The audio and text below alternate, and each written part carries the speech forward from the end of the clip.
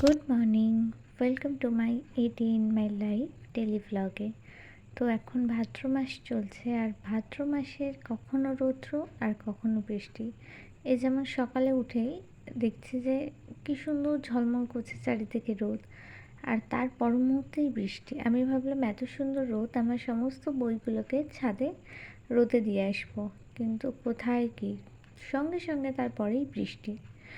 তো বৃষ্টি গেল, রোদ গেল, এবার আসলো আমার ব্রেকফাস্টের বেলা। তো যেহেতু একাদশী ছিল, তাই লুচি আর আলুর তরকারি খেয়েছিলাম, আর তারপরে আমি চা খেতে গেছিলাম। তো ব্যাপারটা হচ্ছে যে আমি ঘুম থেকে উঠেছি প্রায় 12টার সময়, তারপর আগে লুচি খেয়েছি, তারপরে চা খাচ্ছি।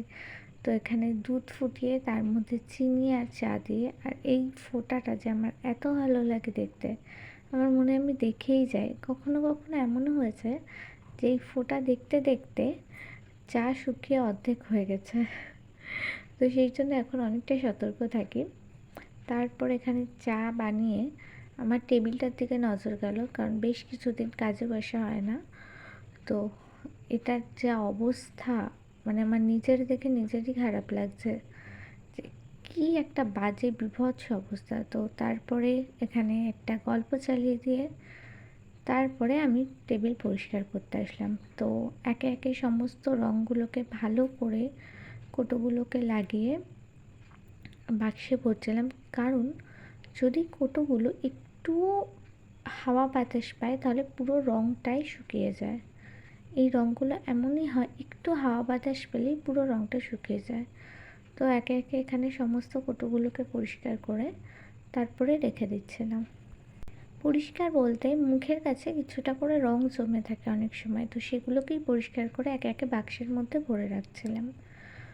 তো হাতের কাছে যে রঙগুলো ছিল প্রথমে সেগুলোকে বাক্সে ভরেছি, তারপরেও কিছু রঙ এদিক সেদিকে ছড়িয়ে ছিটিয়ে ছিল।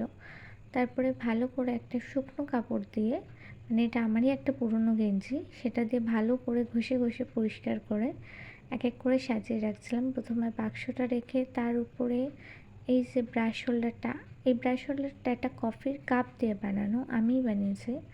তারপরে একে একে আমার সমস্ত জিনিসপত্র, সমস্ত ক্যানভাসগুলোকে এক একে সাজিয়ে রাখছিলাম, কারণ আমি ঠিক করেছি এখন কিছুদিন একটু মান্ডালা আঁকবো। কারণ মান্ডালা আঁকলে আমার মনে হয় যে মনে একটা অন্যরকম শান্তি আসে। যারা মান্ডালা আঁকেন বা বোঝেন তারা বুঝবেন। তো এই যে একটা পেন হোল্ডার, এটাও আমি কিছুদিন আগেই বানিয়েছিলাম, আর এতে আমি প্রায় 31,000 ভিউজ পেয়েছিলাম। তো এটা মানে আমার পাওয়া আপাত এখনও পর্যন্ত সবথেকে হাইয়েস্ট ভিউ।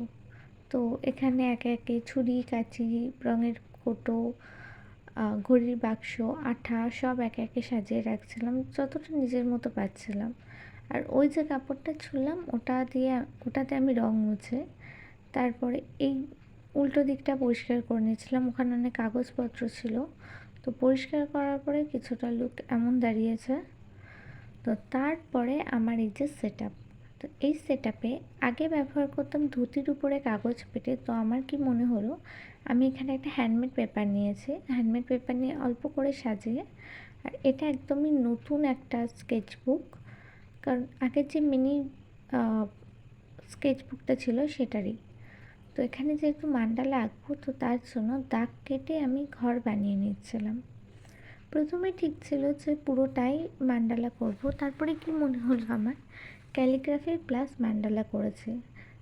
যারা মনে করেন যে কত স্মুথলি আমরা আঁকি, তো এই সামান্য এই জায়গাটা একটা ছোট্ট ভিডিও শট নিতে গিয়ে আমার প্রায় 25 সেকেন্ড লেগেছিল। তো এইখানটায় এক পাশে ছিল ক্যালিগ্রাফি আর এক পাশে ছিল মান্ডালা। এটা না আমার কাছে খুব ইউনিক লাগে। তো তারপরে হঠাৎ আমার মনে হলো একটু সাজুগুজু করি। মাঝরাতে আমার মনে হয়েছে আমি যাই কিছু ফটো তুলি। তো এখনও সেই শাড়ি পরে আছি।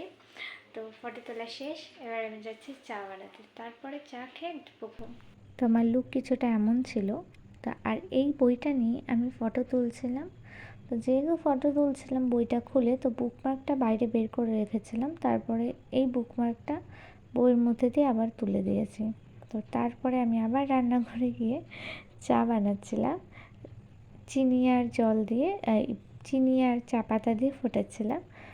আর আমি বানাচ্ছিলাম আমার জন্য ১ কাপ চা, কিন্তু তারপরে আমার মা আর ভাইও বলে আমরাও চা খাবো। তো এই ১ কাপ চা থেকে এরকম ছোট কাপে করে ৩ জনে মিলে ভাগ করে খেয়েছি। তো আজকের মতো টাটা, আবার দেখা হবে কাল ঠিক সকাল ৯টায়। টাটা।